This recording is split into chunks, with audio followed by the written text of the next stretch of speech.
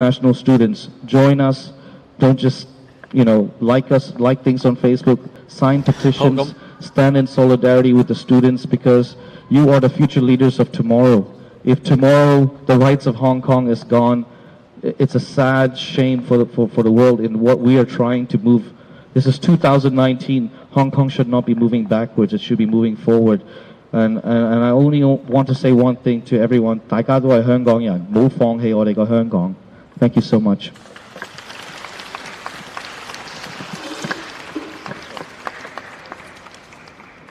Thank you, Mr. Andrews. There is a group of global citizens who are helping out, coming from all walks of life. They are all peaceful protesters wanting to do something for the cause. A timid bunch they are. They want to make sure protesters are seen as honorable people observing basic courtesy. Hence came the Thank You Word campaign.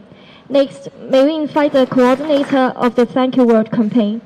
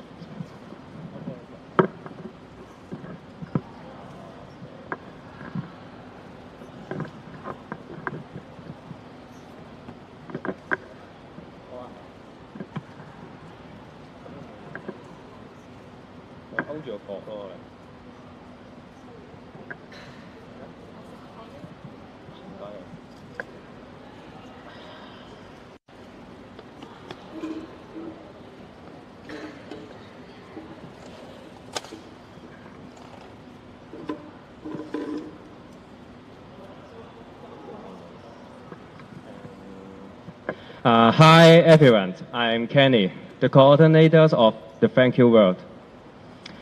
Thank you the Hong Kong University of Students Unions for calling us tonight. Thank You World is a campaign we want to say thanks to people from all over the world who support us in our fight for freedom. We want to show solidarity with the free world.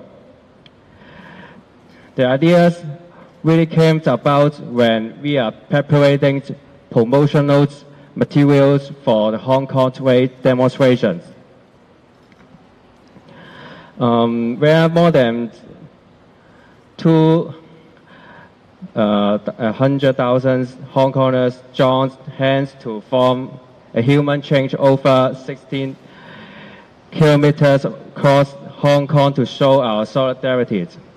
Paying contrast to the practice wage 13 years ago, we thought that as we voice our wishes to stand with the free world, it's only appropriate that we say thanks to those who welcome us, taking us in as brothers and sisters.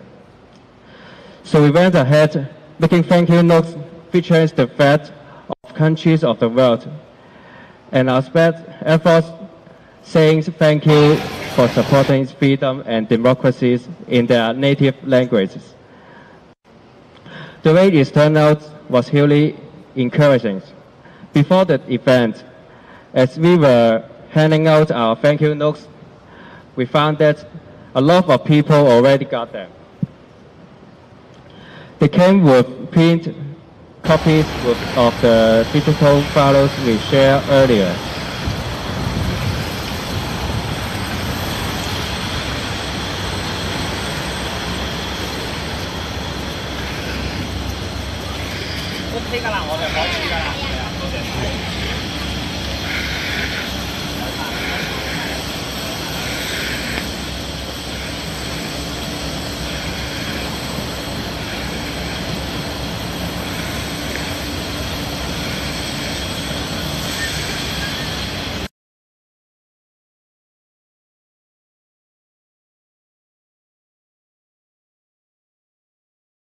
My hand is what's our future plans But I'm not gonna say it because actually we don't have one.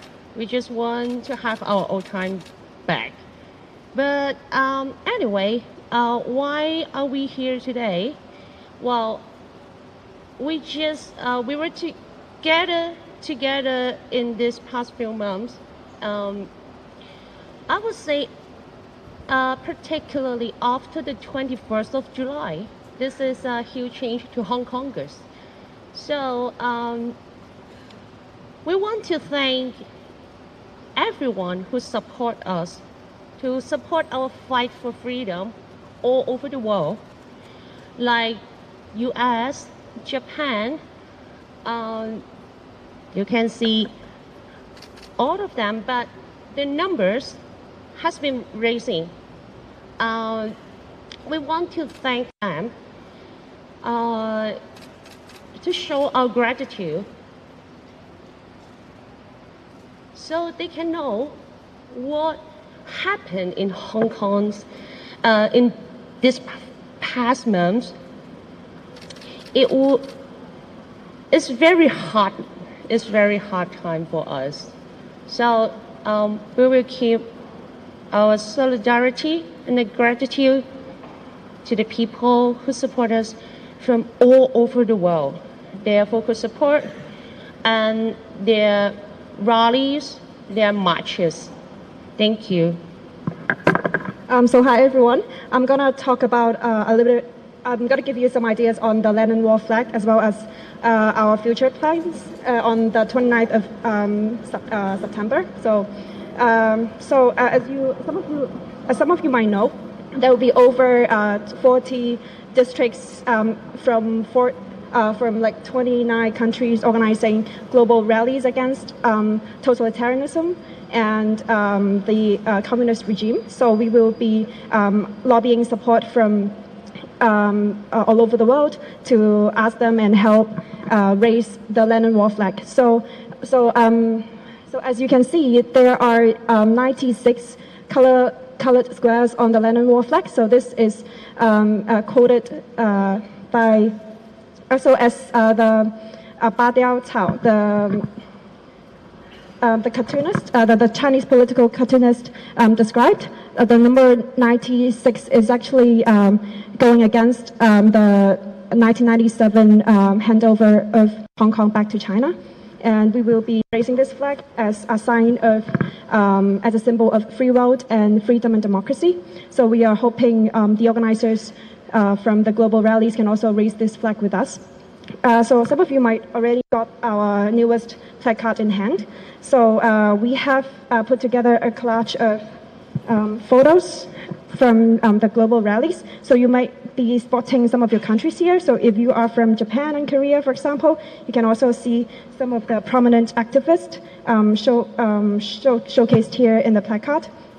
In the yellow bar below, you can see, you can find out our website as well as the info of the Chinese political cartoonist Badiao Cao. So you can definitely give us a shout out.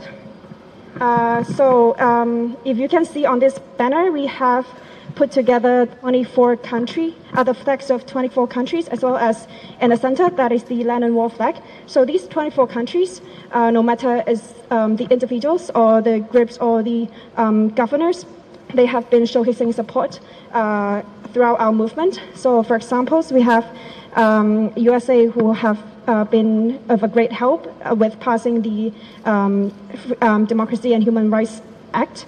We also have the Baltic states who inspired us in the Hong Kong way. We also have Japan and Taiwan who have been actively organizing rallies. So for Japan, for example, we have over 10 rallies organized already. We also have Korean celebrity initiating the I for Hong Kong campaign, for example. So you can also see the flag of the Philippines on our banner because as far as we know, some of the overseas Filipino workers actually participated in some of our peaceful demonstrations. There's also a Filipino singer-songwriter who composed a song to show solidarity with Hong Kong people. So if you can, just give us a quick show of hands. Do you see your countries here? If you are an exchange student, do you see your country flags here? So for those who don't see your country flags, which countries are you from? If you don't mind to shout it out. The UK? The UK is here. Yeah.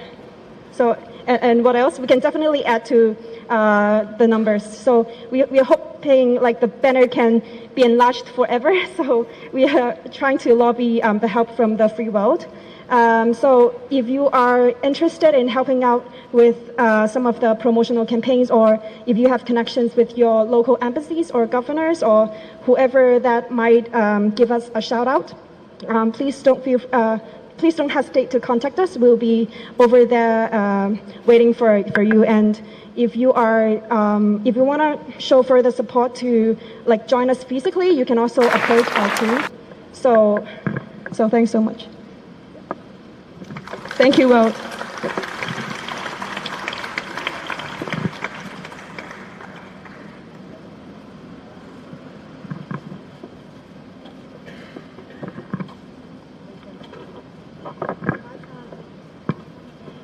Thank you to our representative from Thank You World. So throughout the movement, everyone has their own way to strive for freedom and democracy in Hong Kong. Violent acts are more to be seen in comparison to the past. But even if the tolerance to violence act in Hong Kong has increased, people lack understanding of it. So today we are glad to have a frontline protester to share his personal experience with us. Thank you.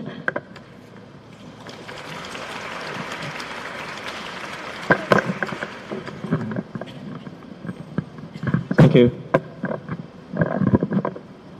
So thank you all for attending this event. And let me start with one of the crises that we face. So basically Hong Kong now, it is facing a humanitarian crisis where people fighting for freedom, they not only they cannot get the things that they want through peaceful protests, but the police are constantly cracking down on legal protests and posing charge to civilians, normal civilians, which is totally unacceptable. So let me take the 21st of July incident as an example. So on that day, I think you have saw from the video, the tribe members indiscriminated normal citizens in the Yuen Long MTR station. However, on that day, there were actually 2 police officers at that scene. But they did not do anything. They just calmly walked away from the bloodshed and then let the dozens of civilians getting hurt, beaten, injured by these gang members. So I think it is apparently the police is in cahoots with these gangsters and mobsters. And in these kind of circumstances, when police can no longer protect normal citizens' rights, I think it's time for Hong Kong people and also for people who have consciousness to stand up to fight for their own basic rights, which is the free from fear and their freedom to live. So on that day, some frontliners used fire extinguishers and water pipes, bursting water to deter the tribe members. However, some police actually charged these frontliners and claimed that they are participating in an illegal protest or illegal assembly. But let's think in this way. Without these people protecting normal citizens' rights or protecting their lives, who is going to help them when the police turn a blind eye to these kind of incidents? So in other events, like for example, in Admiralty, on the 5th of August, where the police fired hundreds of tear gas to peaceful protesters, which on that day, the protesters actually got a no rejection letter from the police for their protest. As I said, there were hundreds of tear gas fired to these protesters from rooftop, which is clearly violating the international standards and also violating the internal guidelines. So frontliners rushed to the scene. They call themselves firefighters, and then they helped to put out the tear gas. So let's put it in this way. Imagine without these frontliners, who will help these kind of peaceful protesters when they got attacked by tear gas? No one, right? In other instances, for example, in Wong Tai Shin, Yuen Long, Tsuen Wan, Prince Edward, and Causeway Bay, where these are the usual business districts where you go to shop after your lessons, for multiple instances, they were turned into a battleground. The police, again, fired lots of tear gas, rubber bullets, and other kinds of bullets to protesters. But what they want were only freedom and democracy. Once again, frontliners were the ones that left the scene latest to ensure peaceful protesters' safety. To date, more than 1,500 protesters were charged and arrested. Among the 1,500, I think I got some friends who were also arrested. But as far as I know, they did not participate in any illegal protests. They did not attack the police proactively. What they did were merely defending themselves, defending their freedom, to fight for their freedom from fear. And last night, another 3 CUHK students got arrested in Sha Tin. You may be wondering what they did. They did nothing. They were on streets, like maybe they were sticking posters on land walls. And also 2 underage girls were arrested in Bangkok last night. So clearly, the police are, they gone rogue. And then nothing can control them now. So in this kind of situations, we need people to spread this humanitarian crisis to the world.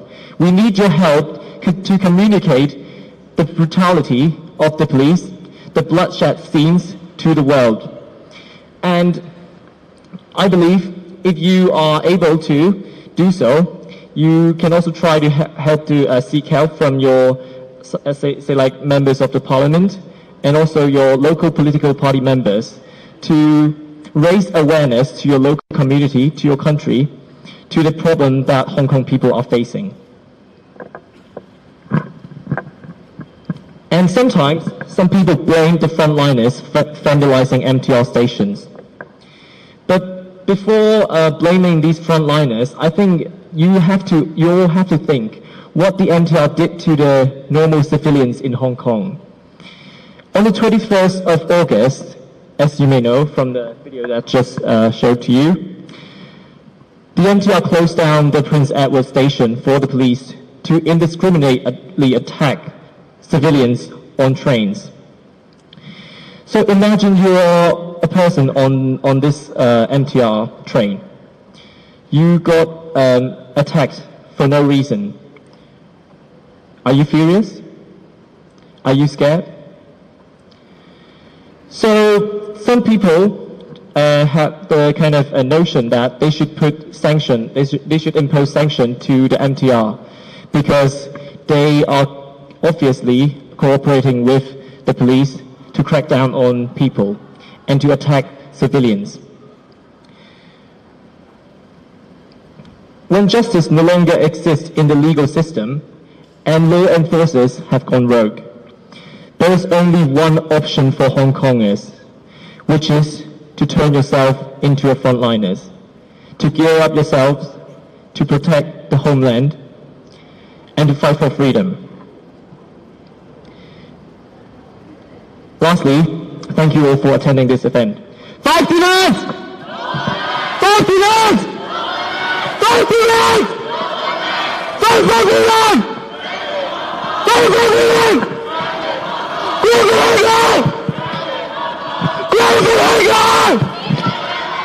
you.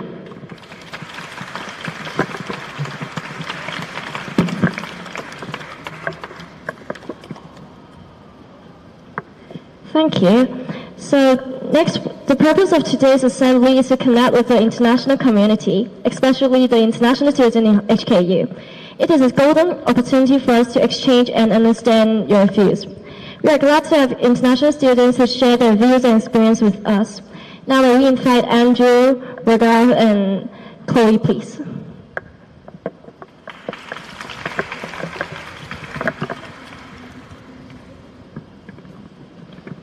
Hi there. So as you heard, my name's Andrew. I'm a British exchange student here, and I've been asked to kind of give an international student's perspective on kind of what's been going on here. I've only been here a month, and as you can plainly see, there are plenty of people here from whom you'll get far better insight into the movement and so on. But I do have some brief thoughts to share with you, if that's all right. So before arriving in Hong Kong, I have to admit I was a little bit nervous about the prospect of coming to study at HKU. I think that was only natural, really, given how the protests were being presented in the British media, and also having parents as well who were concerned. My home university was considering cancelling my exchange as well over security concerns. But thankfully that didn't happen. Who've been fantastic integrating me and the other international students there into the local community. Must also be said that had my exchange been cancelled, I wouldn't have had the opportunity to get to know the movement through some of the people, many of whom now I consider to be my friends. So the way I see it is this: the world is at a crossroads. The people of the world don't stand up for what is right, then we're in danger of being led down a path from which we may never return. I see that danger here in Hong Kong. I see it back home in the UK, and I see it as well earlier this week in New York City, where Greta Thunberg has taken the fight for climate action to the UN. So if we, the new generation, don't take up the mantle, and we don't fight for what we know to be right, both on a local and a global level, then we're choosing to take that wrong path, and we have nobody to blame but ourselves. Your fight here in Hong Kong is a noble one, certainly, and as an outsider, it's been incredible to see how the movement has conducted itself. Its fluid and adaptable nature should be taken as an example for future campaigns around the world. I've been particularly impressed by how the movement has taken inspiration from history. For example, the 50-kilometer Hong Kong Way, taking inspiration from the Baltic Way of 1989. It's a perfect example of how effective it can be to draw on the experiences of the past to help forge a peaceful pathway into the future. I can assure you I'm by no means the only Brit to support the movement, and there are many back home who look on at the protests with admiration for the bravery and the resilience shown by Hong Kongers in the face of some quite severe adversity. And to achieve what you've already achieved is testament to your determination and endeavour. I wish you the best of luck in exploring all peaceful means for the resolution of the anti-China extradition bill movement. Thank you. Thanks.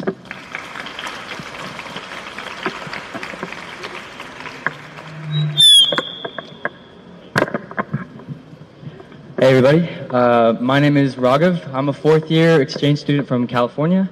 Thanks to the HKUSU for setting this event up for all of us, and to all the speakers that spoke before me to educate us all about what's going on.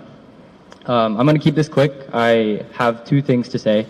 One, to the Hong Kong people.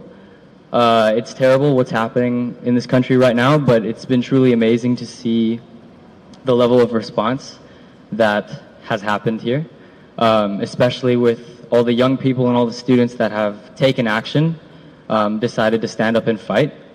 And I'm meaning the gatherings, the protests, the chanting, people boycotting the MTR, jumping the MTR, the chants that I hear in the halls late at night, almost every night, and even some students who have taken their artistic passions to put artwork up all around the city as a form of protest. Shout out to Midnight Glue on Instagram, midnight_glue.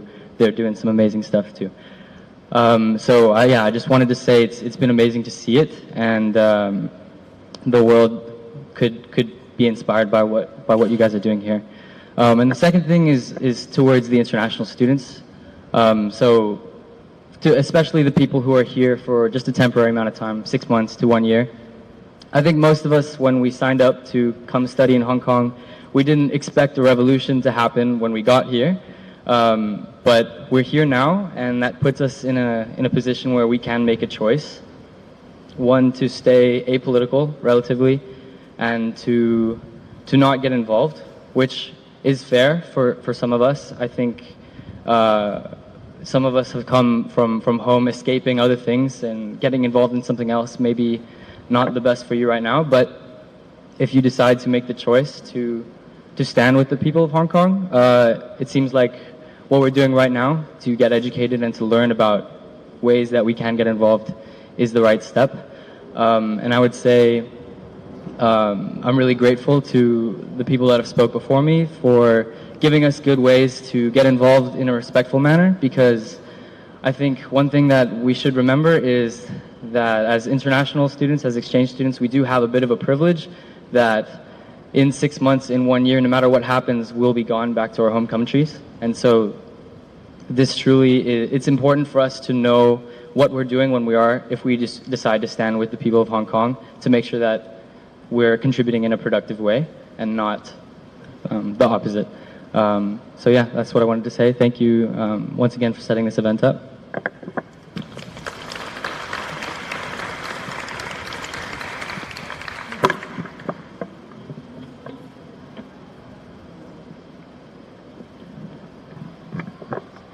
Hi everyone. Just now I'm still debating about one thing.